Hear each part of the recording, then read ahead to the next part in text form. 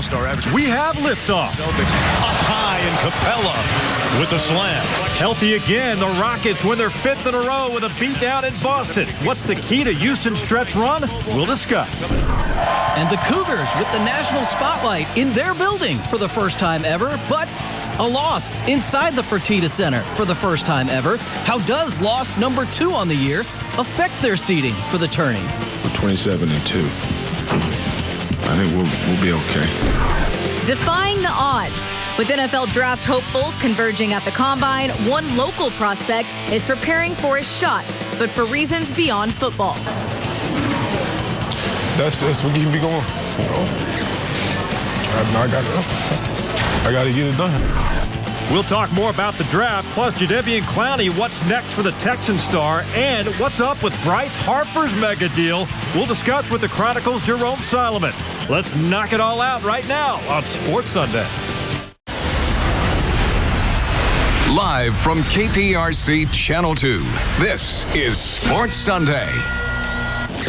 Hi, everybody. Welcome into Sports Sunday, our new time slot. 30 minutes later, we're going to stay up with you. I hope people are up watching with us. That's right. Welcome to the show. Randy McElroy alongside Adam Wexler, Lady Fritz. Great to have you with us. As you saw, we got a jam-packed show for you. And let's not waste any time. Let's just get right to it, shall we? Rockets and the Celtics earlier today, in case you missed it, Rockets making it 5 in a row. Big win in Boston today. Eric Gordon sat out last game with a leg injury.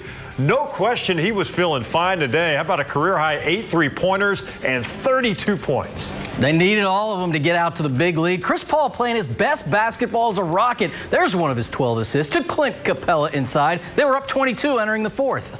Yep, and the unguardable tour, as people are calling it, continues for James Harden. He goes for 42. Rockets grab their 5th straight win, 115-104 the final. All right, so here's what the West looks like right now. 19 to play. Rockets remain in the 5th spot, but they're just one game back of both Portland and Oklahoma City, who are right ahead of them. Remember, getting that number 3 seed likely means avoiding the Golden State Warriors in round number 2. The Jazz just behind the Rockets as well, so this race is tight. So let's quickly run through how this stretch run plays out today. Another quality win against a quality opponent. A team that's been struggling, but still winning in Boston's not easy. When it comes to the top teams in the West, Rockets fare pretty well there. 7-5 against the teams ahead of them in the standings, including 3-0 against Golden State.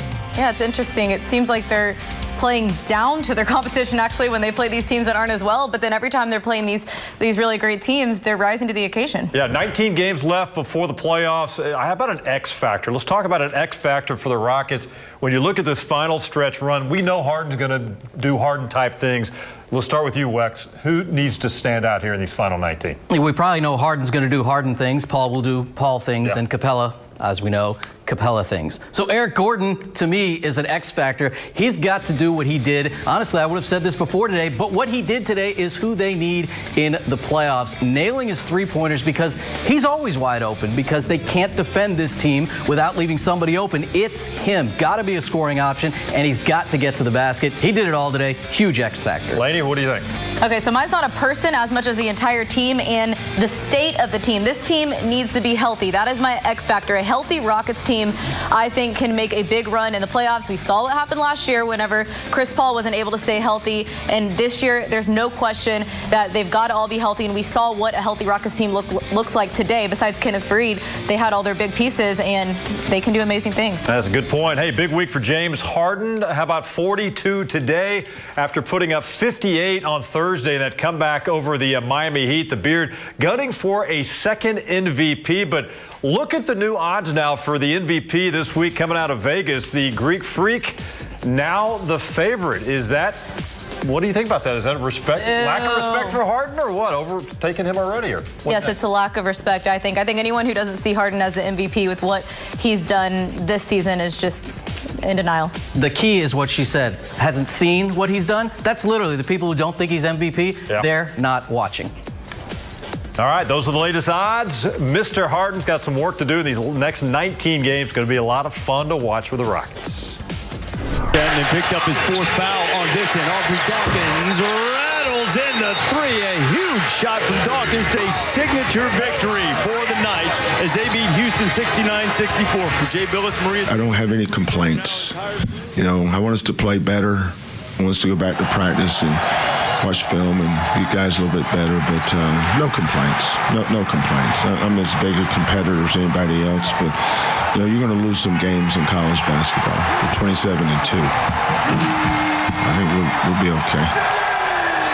Of course, that's Cougs head coach Kelvin Sampson. Yesterday, after the team fell to Central Florida, 69-64, just the second loss of the season. It ends their 33-game home winning streak. There's just 2 regular season games left for the Cougs. Thursday, senior night against SMU, not a very good team. But next Sunday, a trip to Cincy that likely decides the American Conference title. Now, yesterday's loss, that clearly puts a bit of a damper on what was a spotlight weekend for the Cougars. ESPN Game Day crew showcases the program. They brought the road show to Fertitta Center. Now, that's still the great news for the Cougars. The program has arrived. The national respect for them, even with the loss, it's growing, and the experts emphatically believe the Cougars can make a long tournament run. You can mark that down, double quote me, triple quote me. I think so much of the tournament in today has to do with what region are you in, how are the brackets laid out for you. With Brooks and some of the guys you guys have here, they get hot, and the way they defend, they can beat you in a variety of ways. I think Houston is capable of beating anybody when you're that good, and they are that good. I think it's just a question of handling your path. When you play defense as well as they do, and when you've got as many veteran guys, and when you've got Kelvin on the sidelines, I think they can certainly do it. They got a lot of guys that can shoot.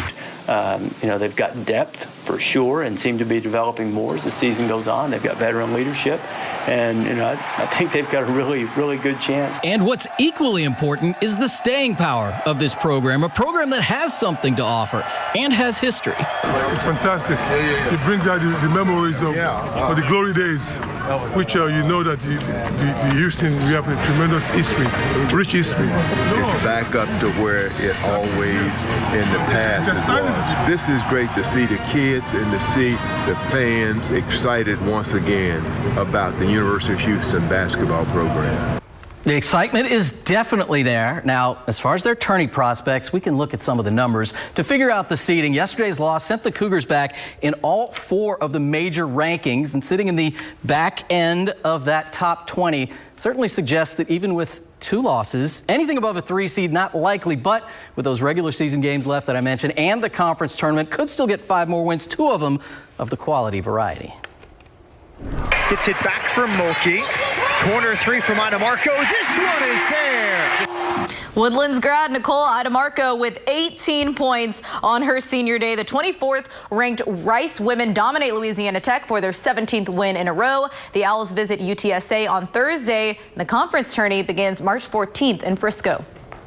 Our goals actually aren't related to trophies, so this isn't something that you hope to obtain with the goals that you have. And ours is just getting better every day and trying to be the best team we can be at the end of the year, and so we're still in pursuit of that. What a fun team to watch. As for the Rice men, they were hosting Middle Tennessee State today over at Tudor Fieldhouse. Second half, Rice's Drew Peterson, 3-pointer, good. Owls leading 46-38. And then Robert Martin Jr. knocks down the 3 from the corner pocket. He finished with 16. Rice up 8. Owls go on for a 67-61 win. And how about that? They clinch a spot in the Conference USA tournament. Congrats to Coach Para and the Rice Owls. Talk a little baseball. Let's head out to West Palm Beach, shall we? Astros taking on the Nationals again. Scored a pair in the first. Yuli Gurriel's having a good camp. Rips the double there. RBI comes in. Garrett Cole's second appearance, a strong one. Very good sight to see there. Couple innings, 3 strikeouts, no hits. Ryan Presley also debuted nicely as well. Struck out all 3 batters he faced. Astros lose, though, 4-2. I like the way that we are getting into games, especially when our primary players are playing. We put up pretty good at bats, and so that'll start to grow and the guys will start to play a little bit longer. We're seeing something really positive out of a lot of guys and getting to the next day. All right, time to take a look at what is trending in the sports world, both in Houston and of course around the globe.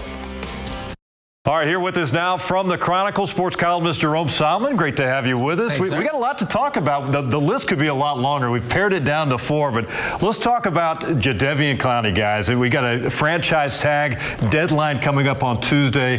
What needs to happen? It looks like it's a foregone conclusion. We've been talking about it for 2.5 years now. He wants to get paid. He wants to get paid long term. The Texans are a little iffy on that. He almost certainly is going to get the franchise tag because they won't sign a long-term deal before then. Yeah, it's also been a little bit of fake drama through this whole thing. Of course he's going to get tagged. Of course he's not going anywhere. Of course they're going to negotiate. And like Jerome said, it's just not that easy for these two sides to agree on a long-term deal, but he's not going anywhere. And Jerome, you mentioned he wants to get paid, and I think he deserves to get paid. And from what I'm seeing, the reaction on social media, I'm seeing other fans from teams across the league that say, hey, we want him. So that just goes to show his worth and goes to show I think the Texans are definitely going to keep him around. But I agree, I think it's going to be a franchise tag. Do watch for Texans fans to turn on him when he doesn't show up during the off-season workouts because he wants to get paid. All right, next up, let's talk about Kyler Murray. That got a lot of attention last several days at the Combine. He's taller than most people thought. His hand size is bigger than most people thought. Now all of a sudden people are saying this guy could go really high, maybe number 1. Who knows? I'm just wondering if he got paid this weekend because the over-under on him in height was at 5'9". He knew how tall he was. He should have put some money down on that. I don't know what's wrong with 5'9". That's really, really tall. I think this is all a bunch of nonsense. He can play. They know he can play. Played behind such a great line. That's a bit of a concern because he always had sight lines. But everything about what he does as a quarterback, reading defenses, his arm, his feet, he can play. Come on, guys. He can play. And the way I see it is, guess what? He's been this height for how long? And that's how he's been playing. So he knows how to adapt. And his hand size, you mentioned, I think people have been talking about that for a while. And if that makes a difference, whatever. A couple inches, whatever. Yeah, but exactly. Especially they talk about cold weather. That could be a factor as well. So we'll see how that plays out. Hey, yeah, exactly. Johnny Manziel, now no longer a part of the Canadian Football League. Does this guy have a future anywhere else? Is he going to land anywhere else? What do you think? Are we still talking about Johnny Manziel? I know. That's the thing. Johnny Manziel is the past. Does he have a future? I mean, he still makes enough of a name for us to talk about him, so I guess people will give him another shot. The real answer is he does not have a future in the NFL, which is really the only reason I think he's ever continued to play. Any other leagues, AAF, XFL, maybe, but not in the NFL. I agree. No future in the NFL or obviously in Canada. We'll see if somebody takes a chance on the guy. I don't know. Maybe they'll sell some tickets. Bryce Harper is a very rich man. 13 years, $330 million. No opt-out, no trade clause. Pretty good deal for this guy. I wouldn't have paid him more than $329 myself. Oh, but that's as high as you would go? Yeah. I mean, an exceptional player, but how great is he going to be for how long? We don't know. He's going to be rich, though. Well, he was smart in his press conference yesterday. He threw out some number, I don't remember what it was, billion amount that the MLB rakes in every year. And he said, I think some of it deserves to go to the players. So I guess he thinks he's deserving of every dollar. This year. Yeah, a little surprising he takes 25 and change per year, which is much less than others have gotten. And even more surprising, he commits to one place, as Randy said, no opt-out, for 13 years. So he'll be almost 40 years old when this deal is done, right? Yeah, we'll all be watching. Unbelievable. Indeed. Hey, before we wrap it up, Jerome, you got a show that's going to debut, bottom of the hour. Tell us quickly about that. Houston Sports Show. It's short and simple. It's going to be a fun show, a great show. Tonight we have an exclusive interview with Tillman Fertitta, and we ask him what's worse, losing $20 million on a business deal or the Rockets losing a 19-point lead in Los Angeles. There you go. You'll be surprised what his answer is. Houston Sports Show coming up, bottom of the hour, right after Sports Sunday. Appreciate you hanging out with us, man. All right, still to come on Sports Sunday, just over a month away from the draft. So what's Bill O'Brien thinking as the Texans start formulating a roster? We'll hear from the coach straight ahead. Plus, coming up, Ed Oliver impresses in Indianapolis. A look at his day at the Combine and what's ahead for the former Cougar. And a Houston local, Dante Fisher, he's chasing his NFL dreams and doing it for someone very special. Stick around. More Sports Sunday is straight ahead.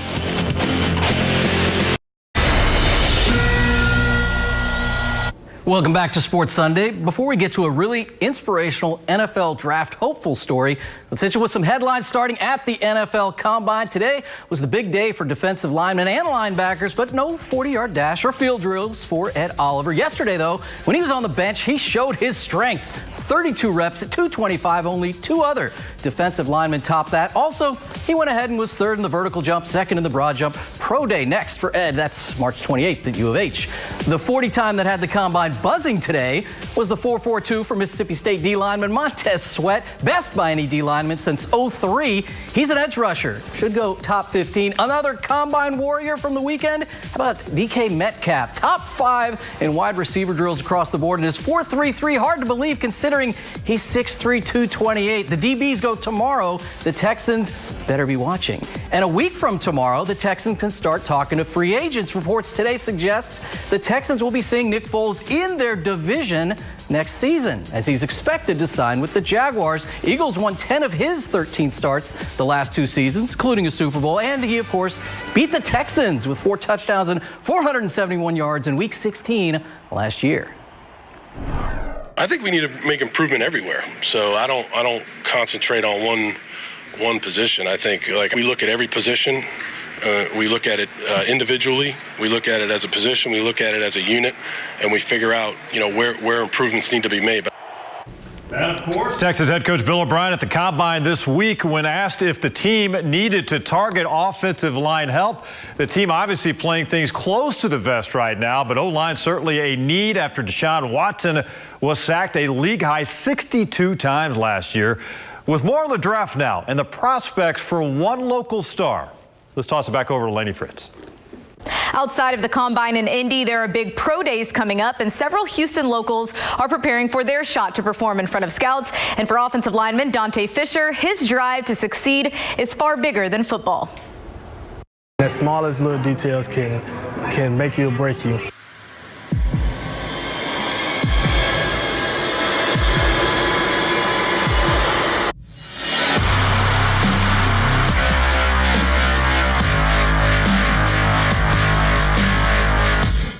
Dante Fisher is working nonstop, hoping to make the NFL.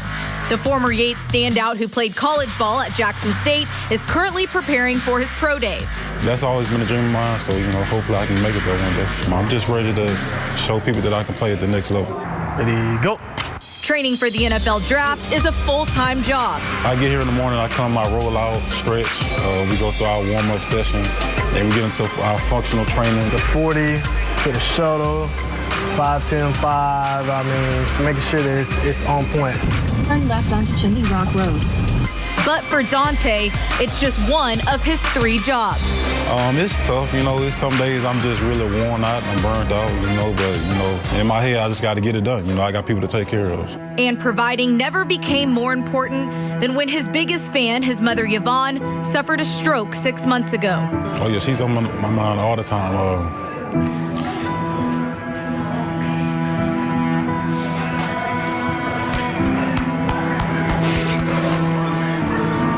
It's just hard seeing somebody that's taking care of you for your whole life. That's what keeps me going.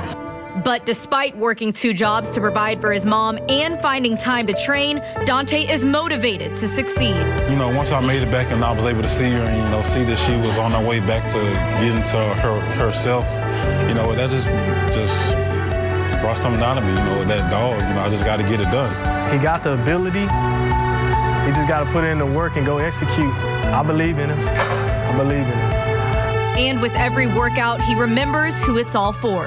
She doesn't want me to give up on my dream, and it's something that could help us, help us out financially, with stuff we're dealing with at home, so I just got to take it as far as I can, I just want to be successful, that's my motivation. That's what gets me up every day.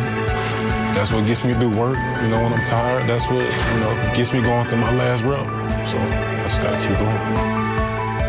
We know his mom is so proud of him. Wow. I really appreciate him opening up and sharing his story, and we'll be wishing him the best. Absolutely. Yeah. I mean, you can see the emotion with him, and I guess the next stop's going to be pro days where he hopes to get noticed by the going scouts. to one at Jackson State and then possibly a couple other ones, so best of luck to him. It also shows you there's a lot more to these guys. They're not just football players. Absolutely. There's a reason, a very personal reason why he's after this goal. All right, we're pulling for him. Good luck in the coming weeks ahead. All right, let's talk some college baseball now. Busy weekend out at Minute Maid Park. Shriners College Classic. TCU and Rice late game tonight. Bottom of the fifth, Owls with a one-run lead. Andrew Dunlap knocks one deep to right field. The triple brings in a couple, go up 5-2. Bottom of the sixth, Cade Edwards. See you later there at Minute Maid. He's going to tell his kids about that one day. Rice wins big, 12-2, the final over TCU. Earlier in the afternoon, it was the Aggies and the Cougars. No score in this one early. Logan Foster would take care of that. Rips one down the line. Can't grab that one. Pops back into play there. Brandon Shoemake scores, but here's the best play that I saw out there all weekend. He hits it, the bat flip, enjoying himself, strutting on down to first. The Aggies do get the win, 3-2. Cougars dealt a fourth straight loss. So still to come on Sports Sunday, 3 local teams punch their tickets to the state tournament. Their matchups in San Antonio announced today, so we've got those details next.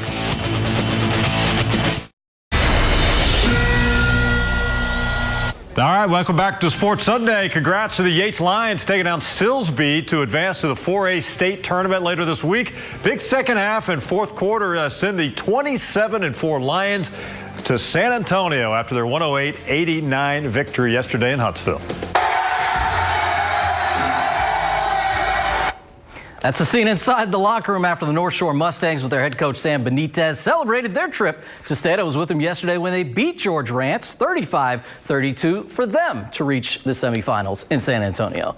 This is what we always talk about in practice all the time. It feels good. I told y'all that it don't matter what it is, we're going to state.